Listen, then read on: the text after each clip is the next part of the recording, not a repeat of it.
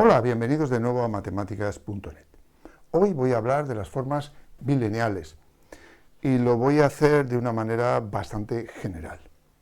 Voy a partir de un anillo unitario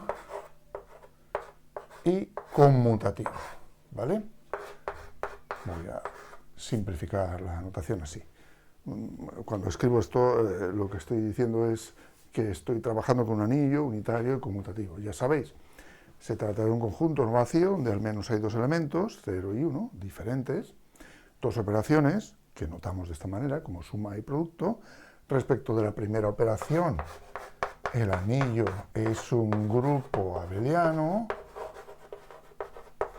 Respecto de la segunda operación o producto, el anillo verifica la propiedad asociativa, ¿vale? La propiedad conmutativa y tiene elemento neutro, que es este segundo elemento distinguido, que llamamos 1. Y por último, relacionamos las dos operaciones, suma y producto, mediante distributividad por ambos lados. Aunque aquí, al ser conmutativo, obviamente una se deduce de la otra, pero de todas formas lo pongo. Aquí A, B y C son elementos cualesquiera del anillo unitario y conmutativo, ¿vale? De este conjunto A, que al verificar toda esta serie de propiedades, digo que es un anillo unitario y conmutativo. Vale, partiendo de esta estructura algebraica, si tengo aparte un grupo M, un grupo abeliano M,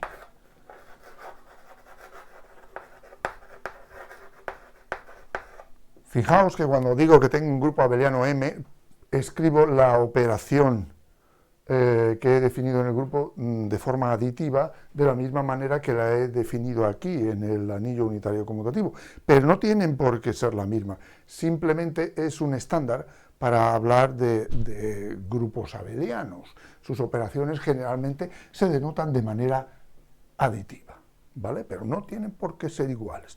Pues bien, como digo, tengo un anillo unitario conmutativo y un grupo abeliano, puedo hacer que el anillo actúe por la izquierda sobre el grupo abeliano. Esto lo ejemplifico de esta manera. Defino una aplicación de manera que cada elemento A del anillo y cada elemento M del grupo le hace corresponde un único elemento a M del grupo abeliano M. ¿Vale? Muy bien. Esa operación externa, eso entre comillas, o esa aplicación, de manera más propia diría que es una aplicación, debe cumplir una serie de propiedades para que yo diga que M es un A módulo o un módulo sobre A. Las propiedades que debe cumplir son las siguientes. Si sumamos dos elementos cualesquiera del anillo unitario conmutativo, ¿vale? Los hacemos actuar sobre un elemento cualesquiera del grupo M, nos tiene que dar como resultado esto. Es decir, que es lo mismo hacer actuar cada uno por separado y luego sumar, que sumar primero y hacerlos actuar sobre ese elemento. Lo mismo ha de pasar cuando lo que hacemos es actuar sobre una suma de elementos de este conjunto M. Debería pasar esto. Esto es una especie de pseudo-distributividad. Realmente no es una distributividad, porque la distributividad que he puesto aquí se establece cuando todos los elementos son del mismo conjunto, pero aquí no necesariamente lo son, ¿vale? Luego también tiene que haber una pseudo-asociatividad, es decir, daos cuenta que hay un producto en el anillo, por lo que podemos multiplicar dos elementos A y B del anillo y hacerlo actuar luego ese resultado sobre el elemento M del grupo, ¿vale? Entonces eso me tendría que dar igual a esto. Y aquí hay una cierta sutileza. Es como una especie de pseudoasociatividad, ¿no? Pero aquí es una actuación, y esto da resultado un elemento, voy a llamarle por ejemplo n, del grupo abeliano M mayúscula, y luego A actúa sobre n y da obviamente un elemento también de M, del grupo abeliano, M mayúscula.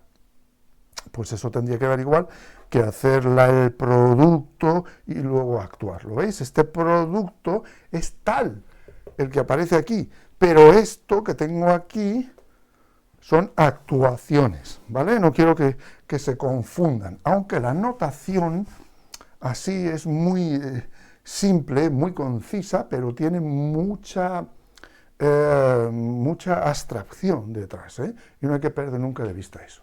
Y luego, por último, si hacemos actuar el 1 del anillo unitario conmutativo sobre un elemento cualquiera M del grupo abeliano, nos lo tiene que dejar igual, ¿vale?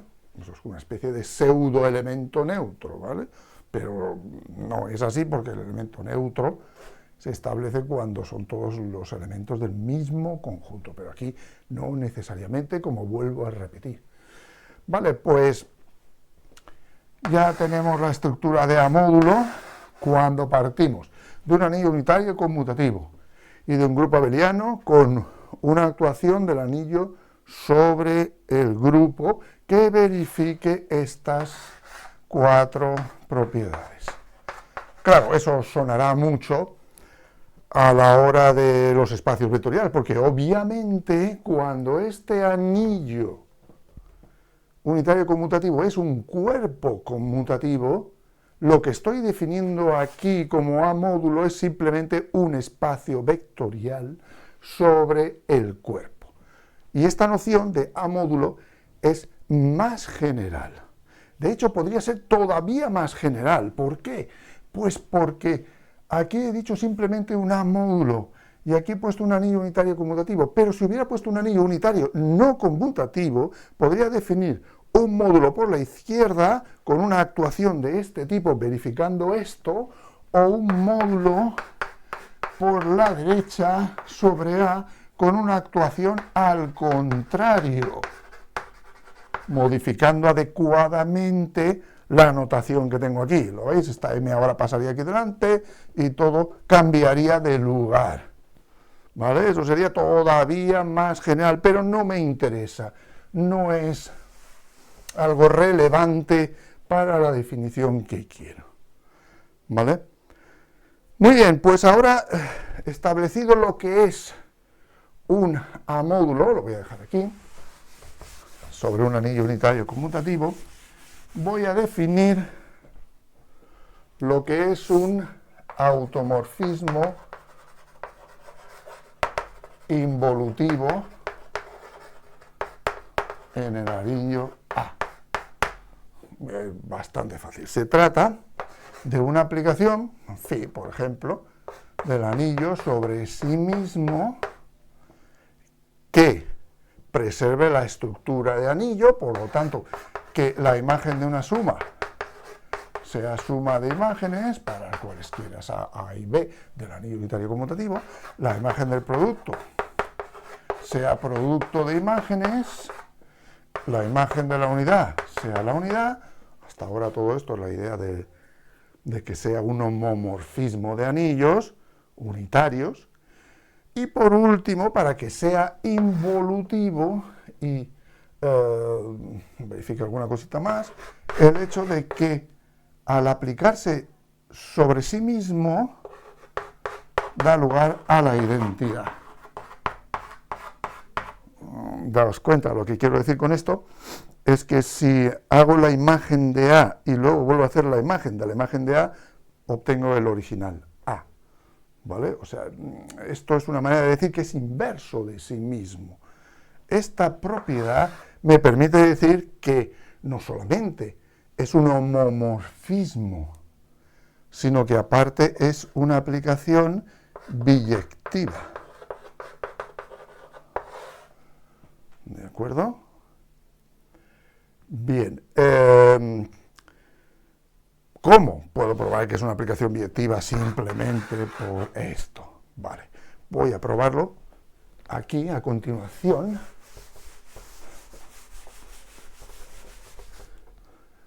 Bien, en primer lugar, supongamos que tenemos dos elementos, A y B, del anillo, aquí tenemos el automorfismo o esta aplicación que verifica todas estas cosas, y ahora hacemos phi de A igual a phi de B. ¿Vale? Sabemos que phi de A es igual a phi de B, ¿no? Establecemos esto. Si volvemos a hacer phi de A y phi de B, pues sacamos obviamente A igual a B. Porque claro, si estos dos originales son iguales, se da una aplicación, las imágenes también serán iguales. Pero la propiedad que tengo aquí de que al aplicarse phi sobre phi deja inalterado el original A y aquí el original B, me permite decir que A es igual a B. Por lo tanto, la aplicación es inyectiva, porque de la igualdad de las imágenes se deduce la igualdad de los originales. O lo que es lo mismo, si dos originales son diferentes, las imágenes también lo son. Por lo tanto, la aplicación es inyectiva. Y el hecho de que sea sobreyectiva, que es lo que me falta para concluir que es biyectiva, ¿cómo lo saco? Pues es fácil. Fijaos que si tengo un elemento cualquiera, A del anillo, sé que es la imagen de phi de A, que también pertenece al anillo. ¿Y por qué sé que es la imagen de phi de A? Pues porque phi de A es A. Así a nivel de dibujo queda todavía mejor. Daos cuenta. Este elemento A del anillo, que está en el conjunto imagen, bueno, en el conjunto final, vamos a decirlo, en el conjunto final, porque quiero saber que el conjunto final coincide con el conjunto imagen para que sea sobreyectiva. Tendría que venir cualquiera de estos de algún original a través de la aplicación, pues es obvio, porque phi de A pertenece a A. Lo he definido de manera que las imágenes están en el mismo conjunto. Si ahora aplicara phi, la aplicación phi, a phi de A me daría A, así que todo elemento de A es imagen de un elemento de A través de esto, así que es inyectiva y sobreyectiva, por lo tanto se trata de una biyección. ¿Vale? Un ejemplo de un automorfismo involutivo muy importante es la conjugación. Si tenemos el cuerpo de los números complejos, no deja de ser un anillo unitario conmutativo, con más propiedades, pero no deja de serlo. Y definimos para cada complejo z su conjugado, es decir, que ese complejo es de la forma x más y por y, su imagen será x menos y por y. Si esta es la forma binómica en la que lo estoy dando, la imagen en forma binómica será así. Pues si defino esa aplicación, resulta ser un automorfismo involutivo en el cuerpo de los complejos. Sé que la conjugación de una suma es suma de conjugado. Es muy fácil a partir de esta definición, no lo hago por no hacer el vídeo más largo, pero es así. El producto de conjugados es el conjugado del producto, que lo he escrito al revés de como lo he dicho. ¿Vale? El conjugado de 1 es 1. Y luego, si hacemos el conjugado del conjugado, obtenemos el valor original. Por lo tanto, tenemos un automorfismo involutivo. Vale, ¿qué importancia tiene esto de los automorfismos involutivos para las formas bilineales y todo esto que estoy tratando aquí? Pues lo siguiente. Voy a definir lo que es una forma phi o phi sesquilineal o sesquilineal simplemente.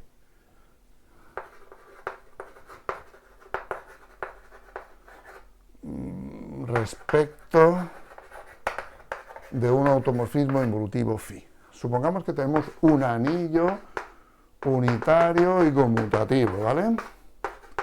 Luego tenemos un automorfismo involutivo. En él tenemos un módulo M sobre A. Ya tenemos estas tres cosas. Y una forma sesquilineal respecto de este automorfismo involutivo es una aplicación f de m por m en A. O sea, fijaos, se trata de que a cada par de elementos del módulo le hacemos corresponder un elemento del anillo que verifique lo siguiente. F de U más V, W, es F de U, W, más F de V, W. Es decir, es lineal en la primera componente. Si dejamos igual la primera, pero sumamos dos elementos, mejor dicho, si dejamos igual la segunda, pero sumamos dos elementos de la primera, es lo mismo que la suma de estas imágenes, f de w más f de v, es decir, se hace una linealidad, pero solo respecto de la primera componente. Respecto de la segunda, también va a pasar lo mismo. Va a ser lineal respecto de la segunda componente, ¿vale? En cuanto a conservación de la suma, para ser lineal todavía le falta algo más, ¿no? Que es trabajar con los escalares. Pero ahora, si hacemos, por ejemplo, f de alfa por u,